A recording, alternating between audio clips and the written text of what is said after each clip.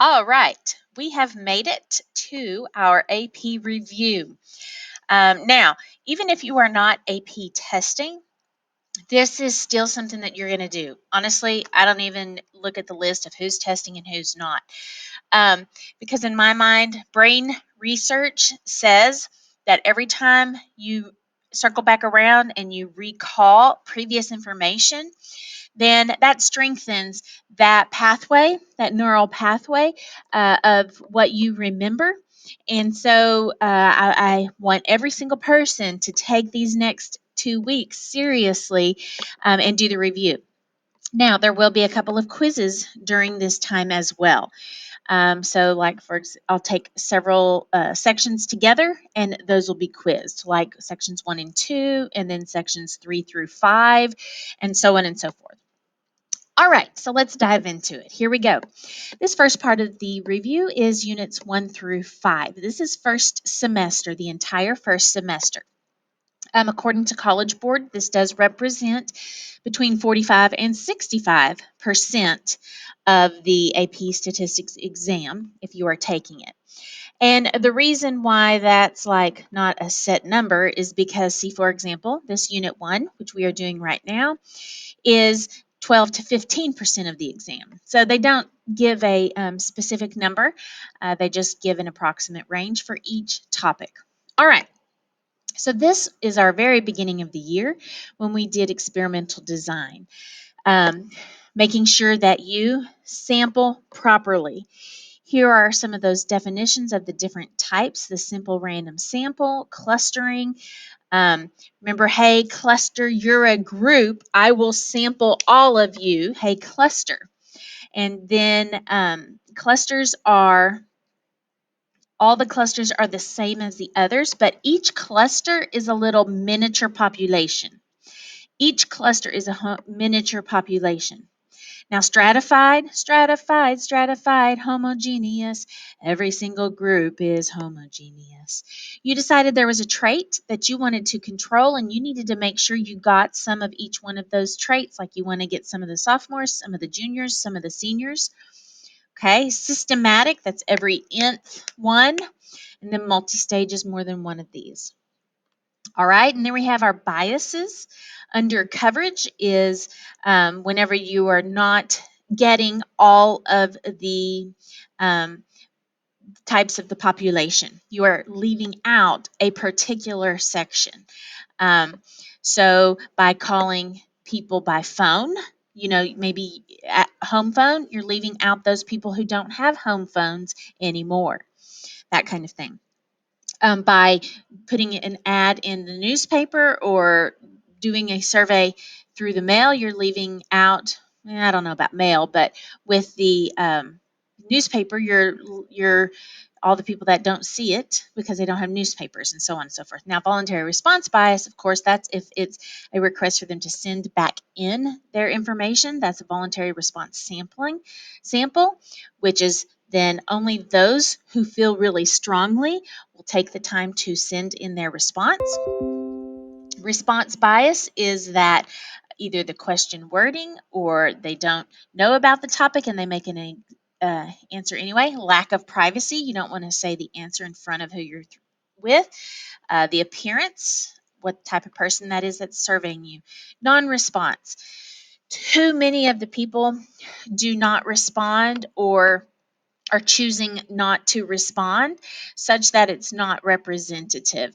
So if I want to get a neighborhood, a representative of a whole entire neighborhood, um, uh, their opinion on something, but I go during the day when a lot of them are not home, then I'm leaving out a big portion of that population and not getting a representative sample. All right. That was the first part of the unit. Now we have experimental design. Keeping in mind observational study versus experiment.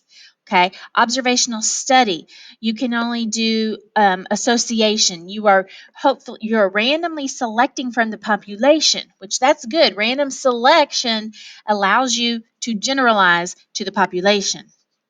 Okay, but with an observational study, you are not randomly assigning to a particular treatment, so therefore you cannot claim cause and effect, only that there's some kind of connection, some kind of association, some kind of relationship. If you see some type of relationship or a correlation, you cannot say causation. Just because this looks like there's even a positive correlation, no, you can't say this is the cause of that without an experiment which does random assignment. The principles of experimental design, you want to make sure that when you make an experiment, what do? Control, randomize, repeat. Okay. A lot of times these are volunteers in an experiment, which means that you're limited perhaps on who you can generalize to. You have to say, I can generalize to people that are like these volunteers. Okay, because these volunteers may be motivated to quit smoking, or to lose weight, or to stay healthy, on whatever that is. Now, the key to the cause and effect is because you are randomly assigning to the treatment groups. There are two things that you need to know about random assignment. The two things that are critical to point out is that, of course, it reduces bias. Okay, randomize to reduce bias. Okay, and here's one that typically people leave out, but yet it's an explanation really for why that bias gets reduced. Okay, you are spreading unknown traits evenly to the treatment groups. If that is why random assignment is critical.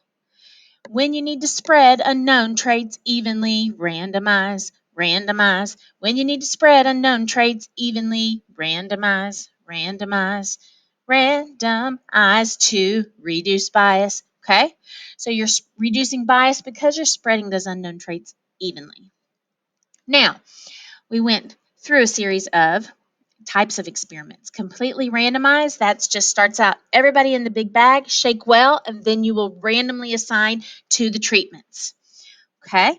Randomized block. You see that there is a trait. I see there is a trait there that may affect the way subjects respond. So if you see there's a trait that may have an impact on what it is that you are measuring. Okay? If it's not something you're measuring, I don't care. If you have a trait that you see may affect the way the subjects respond, then you must control that. So what you do then is you make homogeneous groups. You're going to make homogeneous groups. So you're going to then put all the men in one group and all the women in the other group if you think gender will affect whatever the response is. Then you will perform parallel experiments. You will perform an experiment within each block. So remember when we SRAT me cap, SRAT me cat, we start with the subjects that we have. We randomly assign them with a big bag. SRAT me cat, SRAT me cat. Shake your bag up, okay? And so on. And then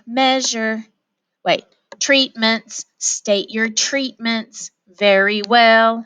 Measure each subject's response to them. So state specifically what you are measuring. SRAT me cap, SRAT me cap.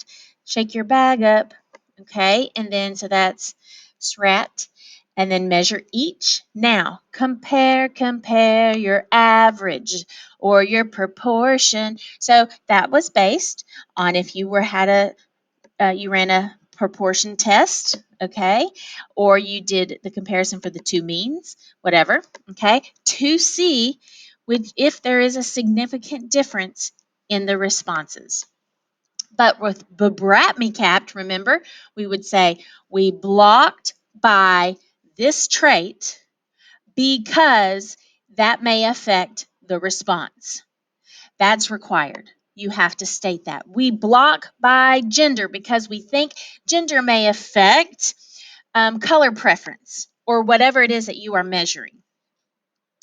Then matched pairs, brat, me, cat. We matched by subjects. Okay, so they're either going to be twins that you're going to randomly assign one to this treatment and one to this treatment, and then they're their own block. Or a crossover design is where you will say, oh, every subject is his or her own matched pair, and we'll do both treatments. So I'm going to do 1 month with one gasoline, and then I'm going to do another month with the other gasoline. The randomization comes in whenever I'm randomized to which gasoline I will do first. Okay. All right, so here are just some other different vocabulary. Actually, it says C Unit 3 notes. It should be C Unit 1 notes, okay, for any of those. All right, now here is some visual aids of what all I just went over. Okay, so potentially good sampling methods that use randomness, always poor are these ones here. Okay, and census of a large population, that's so difficult, like the whole United States. Do you think that's truly representative? Okay, hopefully, but I don't know. Now, then I took the poor sampling methods, and then I said which bias is the result of those poor sampling methods, why those are a poor sampling method. So you can read that. Now, this is very informative. This is very, very informative. This is compare and contrast, I guess. State which things are common and which things are different for observational study versus experiment. Who you can generalize to, if you can infer cause and effect. Here you on an observational study, you observe already existing conditions versus experiment, which is imposed treatment. Observational study randomly selects subjects, but usually with an experiment, they are volunteers unless it's like tomato plants. Random selection versus random assignment. Oh, and then do you remember retrospective for observational study or prospective, looking back at past records or looking forward at, identifying the criteria, the subjects, and then following their results without assigning them a treatment. Okay, experiments, prospective only. All right, and then here is a lowdown of, again, exactly the things that you are going to go through for the completely randomized versus randomized block versus matched pairs. And again, with the matched pairs, I split it into twins versus crossovers. All right, I think that's it. Yes, it is.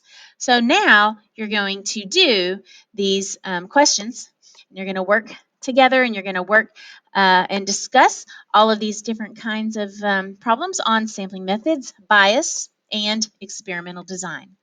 And then we'll go over that tomorrow. All right, good luck to you.